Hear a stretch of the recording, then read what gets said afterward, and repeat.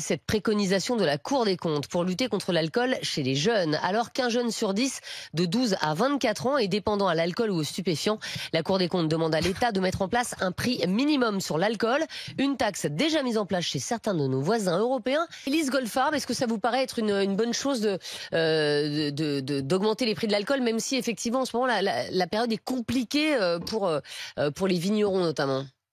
Ben oui, moi je suis pour augmenter le prix de l'alcool. Je suis fumeuse, donc je sais que le seul moyen pour que j'arrête de fumer, c'est que le prix du paquet soit trop élevé. Donc je pense pareil pour l'alcool. En fait, en tant que femme addicte à quelque chose, il y a que l'argent aujourd'hui qui peut me dissuader. Je me rappelle quand j'étais au lycée, on était absolument mineurs, on allait s'acheter des flashs de Smirnoff et de Paul Yakov. Des flashs, c'est des petites bouteilles d'alcool qui coûtent 15, 13 balles. Ça coûte pas cher. Ah bah quand même. Quand j'étais ado, c'était le kiff d'être bourré, quoi. Bah, et en fait, bêtise, grosse bêtise. Pour moi, il faut monter le prix, c'est évident. Juliette Briens, je vous sens bouillir depuis tout à l'heure.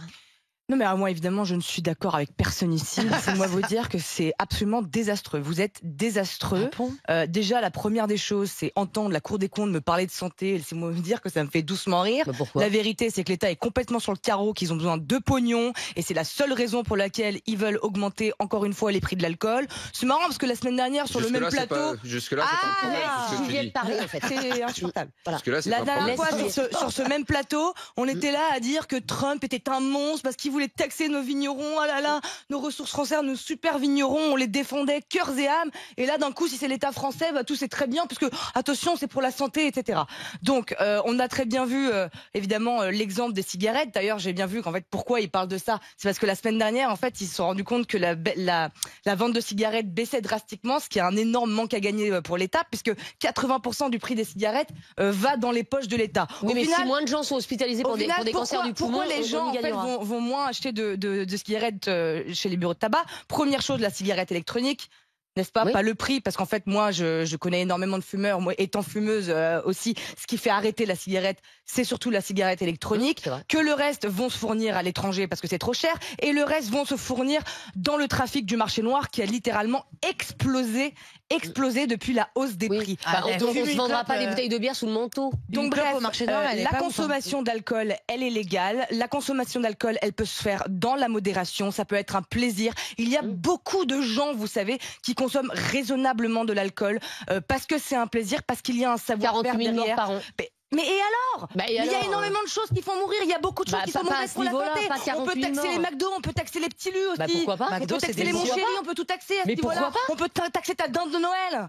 Mais non, mais c'est insupportable. Taxons le beurre, taxons l'huile d'olive. On peut tout taxer. En fait, vous êtes là, vous savez jamais vous arrêter. Vous êtes là, oui, bah pour l'alcool c'est bien, pour la cigarette c'est bien. Mais il y a des gens qui adorent d'autres choses qui sont également très mauvaises pour la santé. Mais taxons-les, la taxe soda. Mais vous êtes des taxeurs fous. Vous avez que ça à la bouche de taxer. Mais si ça permet aux Français d'être en meilleure santé. Que des filières entières crèvent, que des vignerons. Mais non, on vient de te dire qu'il y a 96 milliards à économiser. On leur donnera des sous aux vignerons. Mais arrêtez on pourra même leur construire des villas.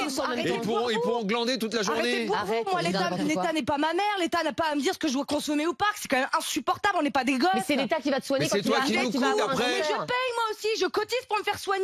Juliette, tu aimes ta binouse.